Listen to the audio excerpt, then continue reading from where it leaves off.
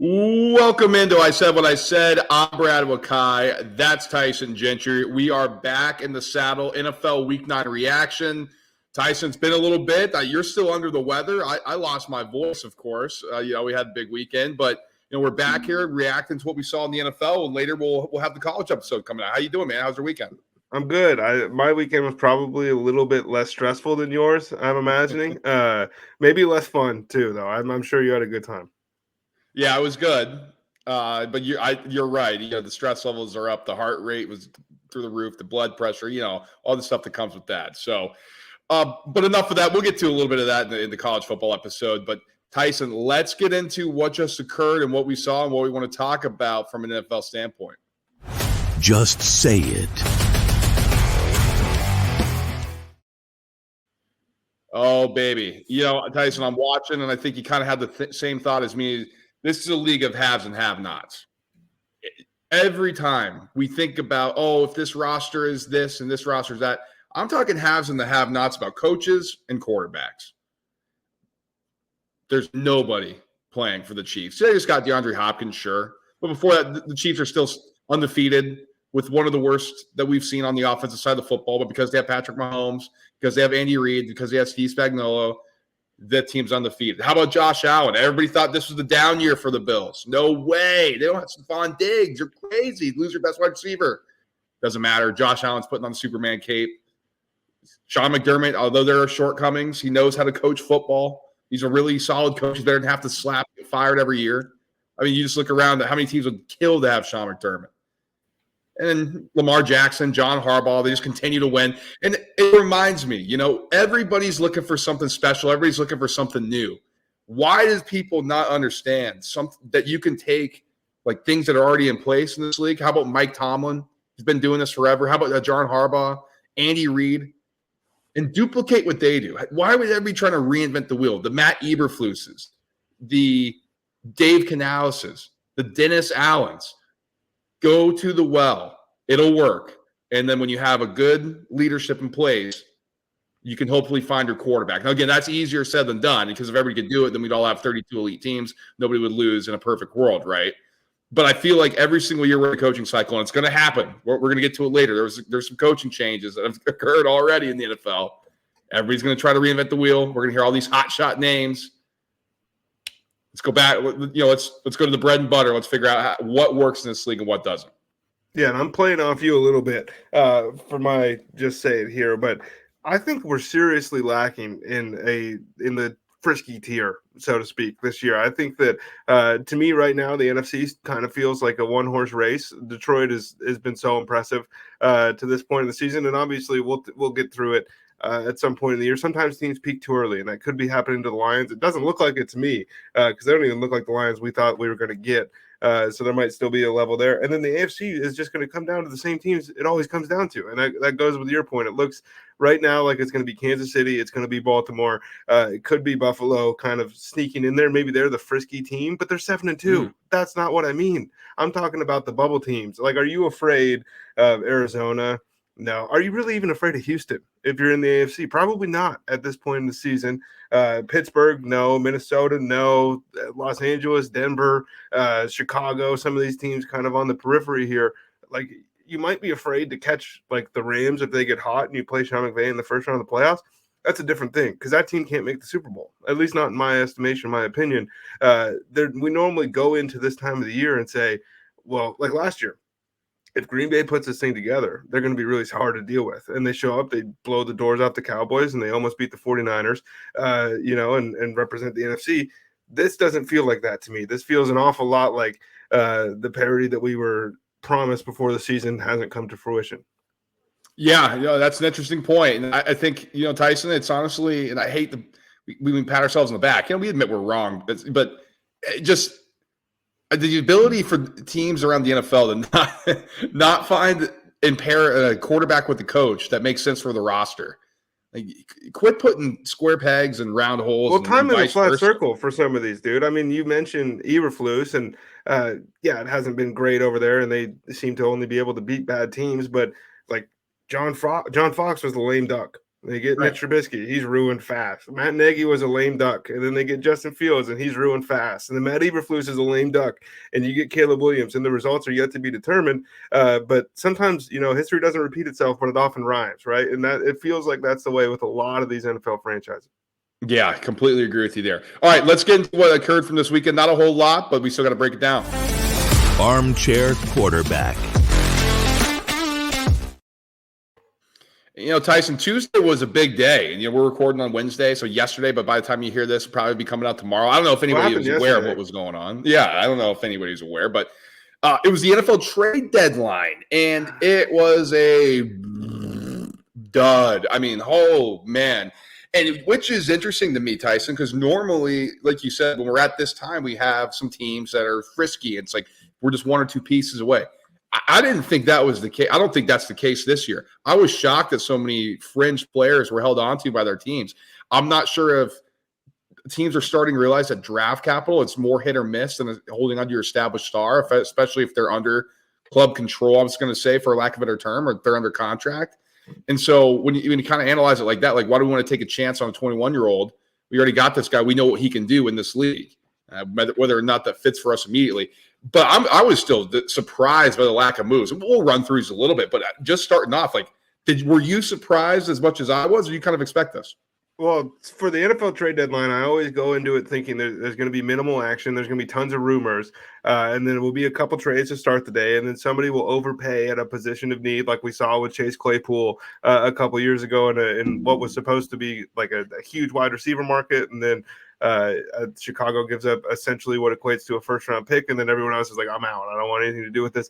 That didn't necessarily happen this season, right? I mean, part of it, I think, is like the media trick people into thinking, oh, Max Crosby could be traded or Myles Garrett could be traded. Like that was never, ever going to happen.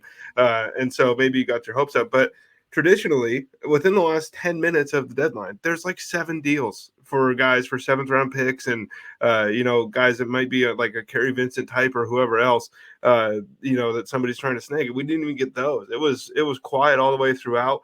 And one team turned into buyers that we didn't think was going to be. So maybe that's the real angle.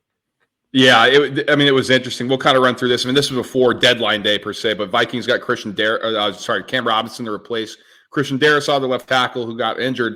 Cardinals in an interesting one here. They acquired Baron Browning from the Broncos. The Broncos are a fringe team. Both teams are fringe teams. So that was interesting. I guess Broncos, to get a 6th-round pick, get some capital back, didn't like him. Lions added a pass rusher to Darius Smith. I thought that was a good move for them. I'm surprised they didn't go a little bit harder after Josh Uche, who went to the Chiefs. But, the Browns, like you said, they weren't going to trade Myles Garrett. Let's get rid of Zadarius Smith. That makes sense.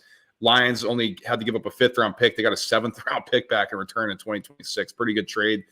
Bengals get Khalil Herbert, running back. Zach Moss hurt his neck. Makes sense. This is the one you're surprised about, and both you and I were. Jonathan Mingo, receiver for the Panthers, goes to the Cowboys. Freaking traded a 4th-round pick, getting back a 7th-round pick in return for that. Panthers fleeced them. I can't believe that was actually something we'd say about that Panthers front office. And then kind of quickly round this out. Commanders get Marshawn Lattimore. We'll have some thoughts on that. That was the most lucrative. 2025 3rd, 2025 4th, and a 2025 6th. Also giving back a 2025 5th for the Commanders. So interesting one. Then Steelers bolster their roster. Add Mike Williams, 5th-round pick, wide receiver there. And then getting Preston Smith, edge rusher, for a 2025 7th-round pick. So Steelers kind of going a little bit more all in here. So what do you want to talk about first? And we'll take it from there.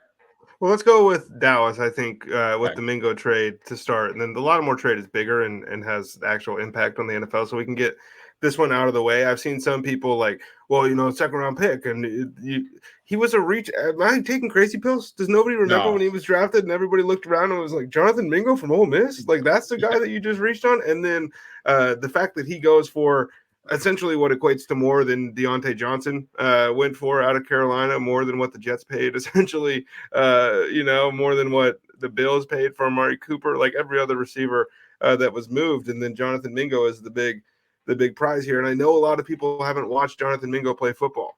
He rounds his routes. He doesn't fight for the football. We were promised a yak guy. There's no yak to be found. He's not, like, at no point in his NFL career, at least as of this recording, has he flashed like in a meaningful way that makes you think that could be a solid, return on investment here. I get that he's under cap control, but it's the same day you send your quarterback to the IR.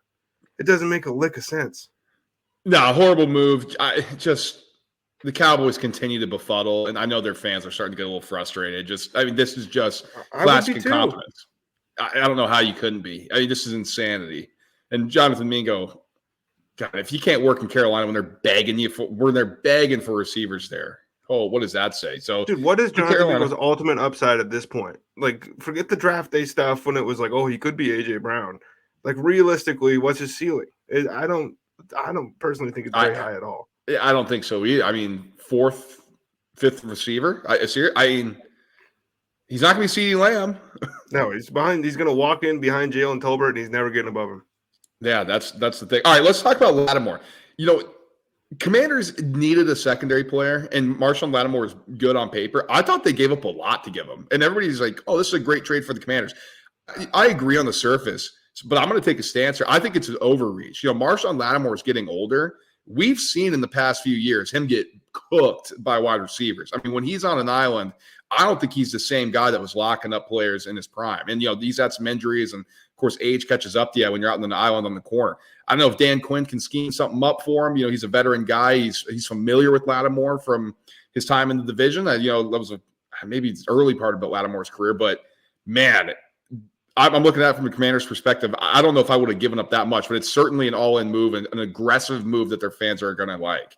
I like it. And you as a Sixers fan should be looking at Josh Harris to do the same thing at some point for the other franchise that he owns here. But I like the fact that they not necessarily all in. It's a third and a fourth and a sixth, which is quite a bit. But, every NFL team holds onto their first-round pick for the first time since 2001 or whatever that was. This is a team who's scoring a ton of points, dude. And so they're going to progressively, as the season goes on, more and more film is going out on how to attack this passing defense. And they needed a true number one. I think Lattimore can fill that role. A little bit interested with the hamstring injury. Is that just that I don't want to play for the Saints anymore? Or is that something that could linger? I'm imagining that Washington got some sort of sign off that his hamstring is going to be okay in order to make this deal here. But these opportunities don't come around very often for most franchises, Washington being one of them. So I'm all in favor of, we didn't expect to be 7-2 right now, but we are. So let's go win the whole thing. Yeah, no, I like it from that perspective. Hamstrings never fun to play with, and we'll see if he can be the answer there. I like Zadarius Smith. I think both you and I, we don't really need to break that down a ton unless you have something pressing. They need a pass rusher. He's a good pass rusher, and that's kind of it. And I didn't think they gave up a ton to get him. But this, to me, is interesting. How about the Steelers going and being aggressive here? Is this a perfect jump ball guy for Russ? George Pickens on the other side, he can go up and get it. Now you just go up and get the ultimate big play threat. How about that, huh? For a fifth rounder, too, Jets are begging you to get him out there. The Jets, again, continue to just make you scratch your head. At least you get a fifth back for Mike Williams if he wasn't going to do anything, but holy smokes. And then Preston Smith, the Packers trading him for a seventh. That's surprising to me. I just don't know if it was a fit. Halfley comes in and it doesn't quite roll the same. But, that's a good depth piece behind Highsmith and Watt. We know Watt. We love him. He's a great player. He's been injury prone a little bit here. So I think this is those are two really solid pickups for the Steelers. I'm curious how they work out. Well, adding edge rusher for Pittsburgh was not something I don't think anybody, had circled as a need, especially like you mentioned, Highsmith and Watt, but Herbig's been a promising young player, and it's almost now getting to an embarrassment of riches. But it's just kind of one of those moves where you look around and you go, he only costs that? We'll do that. And then we'll figure it all out later. As far as Mike Williams to Pittsburgh, sure. I'm in favor of it. I don't think that that's moving the needle and making them necessarily the favorites in the AFC North right now or anything like that. But we were Calvin Austin guys coming out in the draft. It's a completely different kind of wide receiver. It's a different kind of quarterback, and we've seen Russell Wilson just say, whatever, my guy's down there, I'm going to throw the football. And that's where Mike Williams succeeded. I really thought we were going to get a reunion with Los Angeles here for Mike Williams. That would have been interesting, right? That certainly would have. Your boy QJ starting to come on a little bit out there. He's coming. He is coming. All right. Overall, though, pretty dud of a deadline. Not a ton going on. But, Tyson, the NFL never sleeps. That's what we say, right? And we've already got another coaching change. Our boy Dennis Allen gets canned. And now Tyson's taking a victory lap. No, again, we do this in jest. We don't root for anybody to lose their jobs. But we've been saying the entire time, what are the Saints thinking? I mean, you gotta pull the plug on the Peyton era, and you just try to keep it going with the non-Sean Payton. It just made no sense. Eventually, they came to their senses. 2-7. Time to move on from Dennis Allen. We don't think he's a very good head coach. Honestly, a good defensive coordinator, I think we can all say. Head coach, not a strength. We saw that in Oakland with the Raiders. Now we see it in New Orleans.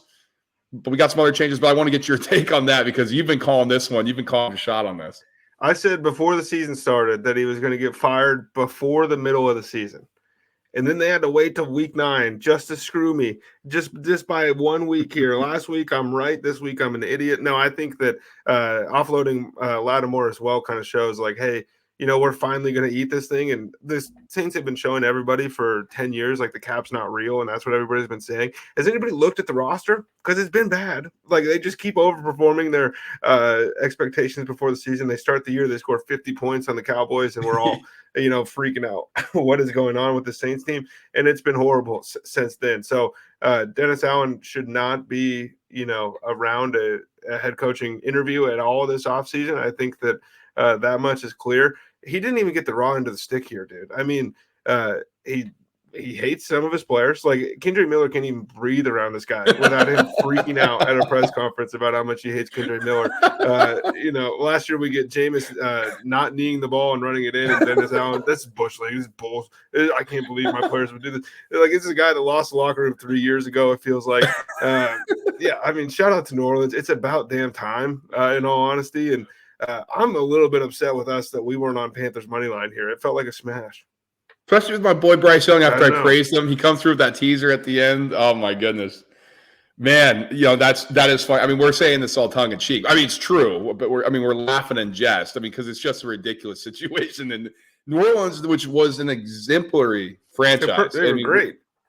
Drew Brees, Sean Payton, who Tyson now has come to hate, but a good front office, an ownership group that just got out of the way. Did just you were operating? It was like, man, look at the Saints. They're always consistent, and this thing has gone off the rails in recent years. Now they're gonna find out, man. Once you hit that point, it is hard to rebuild. And Tyson, that's the same situation we're at the freaking Las Vegas Raiders. Once again, okay, let me paint the stage for you. They go big game hunting. They get John Gruden. Ends disastrously. They make the playoffs 1 year. Derek Carr breaks his leg. Everything falls off the rails there. Okay. So what happens? Well, we have to fire him because the whole thing came out. Go look that up. We're not going to relitigate it.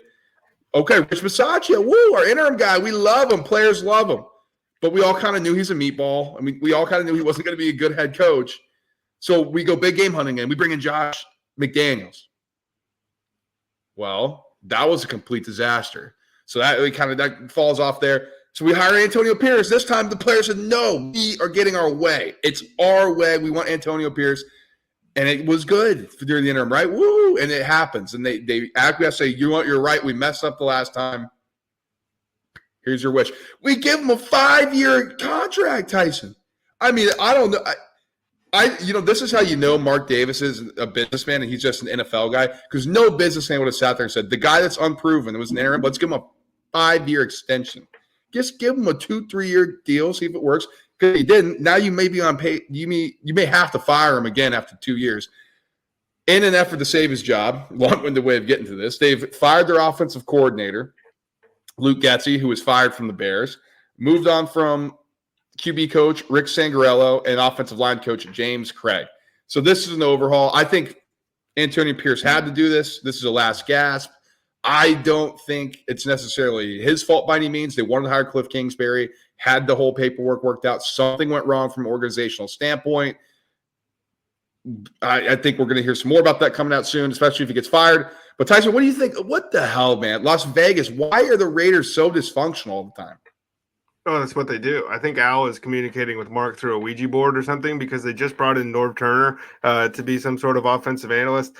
Which is just ridiculous, and it's crazy. But I think you laid it out pretty well. So I'm going to go a little different angle here. I think that Luke Getsy flew a little bit too close to the sun here, Brad. Let me run through some of his coaching career, and you can tell me if you notice a theme. So we'll go when he joins the Pittsburgh staff as a GA in 2010. He's under Dave Wanstead, right? We know who that is. And then he goes to Indiana, and he's underneath Kurt Cignetti for a season. And then he goes to Western Michigan, and he's underneath PJ Fleck for a season. Then he goes to Green Bay, and he's underneath Mike McCarthy. And then he goes to Mississippi State to coach wide receivers and offensive coordinator in 2017. Who's coached Mississippi State at that time, right? And then we go to Green Bay for the second stint. He's under Matt LaFleur. And then he stepped into his own, and he coached with Matt Eberflus, and he coached with Antonio Pierce, and it became clear that this guy can't coach. Every single name I just named to save Mike McCarthy maybe is like an offensive guru genius type guy. Somebody like Dave Wanstead is half responsible for the way the NFL even looks right now. And then all the young guys I just named, Kurt Cignetti scores 70 points on everybody. This is very similar to me, like when everybody finds out that the Andy Reid offensive assistant isn't actually that good an offensive mind. It feels like he was shielded a little bit throughout his career. And then once he stepped into the spotlight, oh man, it's Justin Fields' fault. This is why I can't win games. I can't score points. Then this one might actually be Gardner Minshew and Aiden O'Connell, but my point stands that I think that this guy, might have just been involved in the good old boys club and decided to step out into his own and got hit by a truck. Wow, I love that take. That is awesome. Woo-wee. Tyson bringing the heat on that. I don't really have anything more to say. Just the Raiders are a dumpster fire. Speaking of the Bears, too, looks like there's going to be a change. Shane Waldron, I guess he's no longer the OC, but he's still calling plays. We're trying to figure out. Yeah, Eberflus is getting fired at the end of the year, folks. So I've called my shot. Zach Taylor is going to be fired by the Bengals. And Matt Eberflus, this is kind of like obvious. But Matt Eberflus is not going to be the head coach next year. So there's two I'm going on the record with. Who could have seen that coming in the year where you took a quarterback at number 1 overall that you might have to fire the head coach the next season? Only Chicago. All right. Enough of that. Let's start looking ahead to next week. Marquee matchups. And speaking of the coach, I think is going to get fired. He's got a chance to prove he shouldn't be canned on Thursday Night Football when they go into Baltimore and face the Baltimore Ravens, who, Tyson, let's be honest, they win games a lot, and then there are some games they drop. Like when they're locked in, Bill Belichick comes out and he said, I know they're 6-3. I don't think they've lost the game. But he's like, what are you talking about? You have 3 losses. Guys, there's a difference between getting beat and you kind of beat yourselves. That's what he was saying. I tend to agree a little bit on the Ravens. When they're locked in, they're tough to beat. They wanted to make a point last weekend, and that's what they did. Bengals 4-5, 3 away from home. Ravens 6-3, 3-1 at home. What are you looking forward to on TNF? Well, TNF with no T. Higgins, it seems like, for the Bengals again. So we'll see how that goes if Mike Gesicki has 400 more yards and 2 more touchdowns. That was crazy. All you Jamar Chase bettors out there, I feel for you. Unfortunate set of circumstances there. But, this is – Baltimore loses these games, like, all the time. Like every year. And this is like the one game where you can like look at it. It's on Thursday. It's going to get sloppy and gross and ugly, and the weather's probably going to be bad. But this is a divisional game and another one that the Bengals have to have. Feels like that's the 9th time this season that we've said that about this team, and they've only answered the bell 4 times. Baltimore is just running the football down everybody's throats, and it doesn't really matter. No Isaiah Likely this weekend for the Baltimore Ravens. They've kind of moved away from him, and Charlie Kohler stepped up. Mark Andrews is back off the milk carton. Zay Flowers has a great game, and your boy Rashad Bateman keeps popping up with some big catches. So I'm excited to watch. What I would say personally right now are the 2 MVP frontrunners. They just happen to both play for the Ravens. Oh, really? I think it's Lamar and Derrick Henry. Wow. I thought you were going to say Joe Burrow. No. If they get into the playoffs, he can win MVP. His numbers are going to be insane. If he gets more MVP love for sneaking in the playoffs than Josh Allen gets recognition for being 7-2 with this group of offensive players, we have a problem. I agree. I think this is going to be a high-scoring game, Tyson. Looking at this on paper, the Baltimore Ravens best in EPA per play on offense. Bengals are 6th when EPA per play. When it comes to EPA per pass, Ravens first. I mean, you talk about it. This rushing attack's good. You have to take the box. And Zay Flowers one-on-one is a nightmare. Rashad Bateman, big play threat. And we all know the Bengals, Burrow, this offense can cook even without T. Higgins. They are fourth. Now, we've said without Mike McDonald on the defensive side, this Baltimore Ravens defense has been eye-openingly bad. How about this? They are 29th in EPA per pass on defense. They are all the way down at 25th in EPA per play. I think the Bengals are going to be able to put up points. This should be a high-scoring game, in my opinion. I hope so. It's been another year full of duds on Thursday. Steelers and Commanders. I think before the season, would anybody have come in and said this would be a top 3 game of the weekend that we're going to break down? I don't know. But when we're looking at this, Tyson, I mean, geez, 6-2 Steelers, 7-2 Commanders. Commanders undefeated at RFK Stadium. I mean, unbelievable. RFK's now in the White House. I mean, is there something good that's going on over there? I mean, is that what they needed? Jeez, oh, Pete. Jaden Daniels, here's to me, is he going to be able to handle this type of defense? I think this will be the best defense he's faced in terms of just getting pure pressure on him. Is he going to be able to escape? Is he going to be able to handle that if they collapse on the inside, not let him get outside the pocket? Where are you leaning towards? What are you keeping an eye on? Well, like you said, I want to watch JD5 play against the defense of the Steelers caliber. And then just another week of kind of collecting data on, is this Commanders defense good? Is this a Dan Quinn masterclass? Or, is the other shoe going to drop? Because week 1, it was like, oh, everybody's going to score 60 points on this team. Like, look at what the Bucs just did to them. And then they've slowly just kind of they embarrassed the Bears and Caleb Williams until the end of that football game. And it was lost in the Hail Mary thing. But this defense has been pretty good here for the last couple of weeks. I don't think Pittsburgh is going to stress them to the point, but if the Steelers can run the ball, they'll win the football game, and that's what I'm most interested to see, because I don't know. It just kind of feels a little bit like the Miami Hurricanes right now, where I can't tell how much of it is a facade and how much of it is real over in Washington. Yeah, and you're right. The defense has gotten better for the Commanders, but they're still 22nd EPA per play, which is something to note, I think, for sure. 21st in EPA per pass. The Najee Harris, people were writing him off for dead. Remember that whole thing? So funny. Yeah, because him playing with this sprained ankle means that he's worse than the backup. He's the backup for a reason, folks. Like, Mike Tomlin doesn't play favorites. He doesn't care. 21st in EPA per rush for the Commanders. I think that'll be a big thing. Like you said, is Marshall Lattimore going to be good to go in this one? Like, immediately, does that kind of change things? Does Russ maybe turn into a pumpkin? I don't know. I mean, I think he's been playing really good. This offense suits his strengths, I think. So but the main thing, can Jaden Daniels keep it rolling? That's what I'm keeping an eye on. And a banger, man. How about the Detroit Lions heading to H-Town, facing the Houston Texans? You said it. Your boy, before we got on here, Nico Collins should be back. So what does that mean on Sunday Night Football? I guess we're going to see good C.J. Stroud again, because we've been a little like, we don't want to say the R word, regressed, but it hasn't quite looked the same without Nico Collins. Now we know Steph Diggs is going to be out for the entire year. Looks like Tank Dell is back and earning his trust from C.J. Stroud. Hopefully that continues. But what are you keeping an eye on?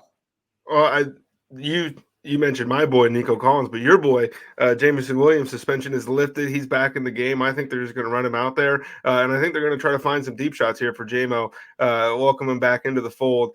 And this is another primetime game here where I'm hoping for points, and I'm prepared for the other side of this. But these two offenses should give us a show.